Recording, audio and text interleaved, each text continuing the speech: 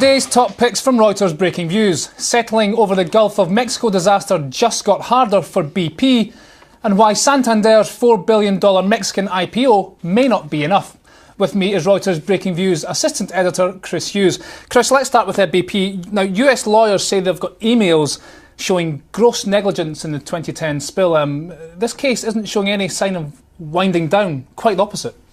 Well, I mean, the US lawyers targeting BP would say that, wouldn't they? And it's tempting to just look at this development, which is essentially sort of laying the ground for a trial coming up in a few months, assessing whether BP is guilty of gross negligence. See, it's just sort of part of going through the motions. But it does sound pretty serious potentially. I mean, at the very least, I think what you can say is that, you know, if they really have got some sort of dirt on BP here, it's just going to make it more expensive to settle. So the market reaction today, which is seeing this as, you know, more than just a routine development on the way to a trial and still potentially a settlement, is right. It's wiped off about $5 billion from the value of the company. You know, even if there is a settlement, which is still highly possible, it's likely to cost more. Do you think that market reaction, would you class it as knee-jerk or pretty much spot on? It's pretty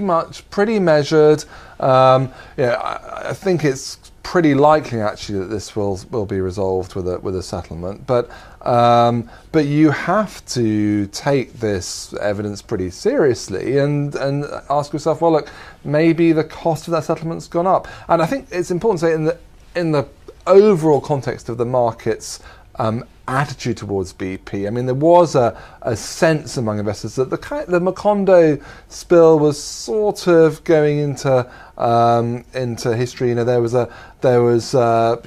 clearly the question of the gross negligence claim to be sorted out. But I think the market was sort of thinking, well, look, there'll be a settlement, they can swallow it, they provisioned for it, let's move on. And this is a reminder that while that is still a likely outcome, you know, the cost of it is still pretty fluid and could be more than people think. But every cloud and all that, the silver lining might be that because there's some talk that the final settlement may be $21 billion. Now, it's a big settlement, but if that is it, and if that's the ceiling on it, at least it provides some clarity.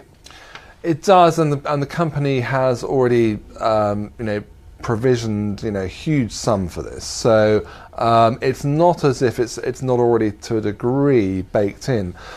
But this is still a very political situation, and I think it's a reminder to investors that the downside here still hasn't been finally quantified. So it's a totally understandable reaction from the market today, pricing in a bit more cost here. Okay, let's move on to Santander now. Santander is seeking to raise up to $4 billion from its Mexican IPO 25% stake in its Mexican arm. Will $4 billion be enough to cover what are surely huge capital holes in Santander? Well, I'm afraid the answer is it depends. Now, as things stand, Santander, which is Spain's biggest lender, it isn't deemed to be requiring money from the current bailout of Spanish banks. It's actually categorized right at the sort of the top of the pile in that sector.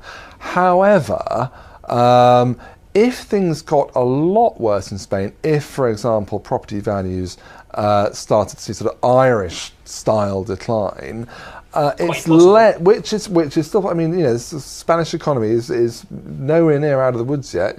Then you've got there are reasonable bits of analysis that show that it would need more capital. So this Mexican IPO, while it's consistent with what Santander's been saying about its strategy and where it wants to go and what it's doing with its sort of far-flung subsidiaries, there is nevertheless also an element here of shoring up its capital position just in case things get worse in Spain. Now, hopefully that won't be needed, but it's not totally clear that the capital raising here won't be needed to plug more losses from Spain. Okay, Chris. Thank you very much. My thanks there to Chris Hughes. There's more breaking views on Reuters.com and inside our platform, and join us throughout at this time throughout the week for more incisive commentary. I'm Jamie McGeever. This is Reuters.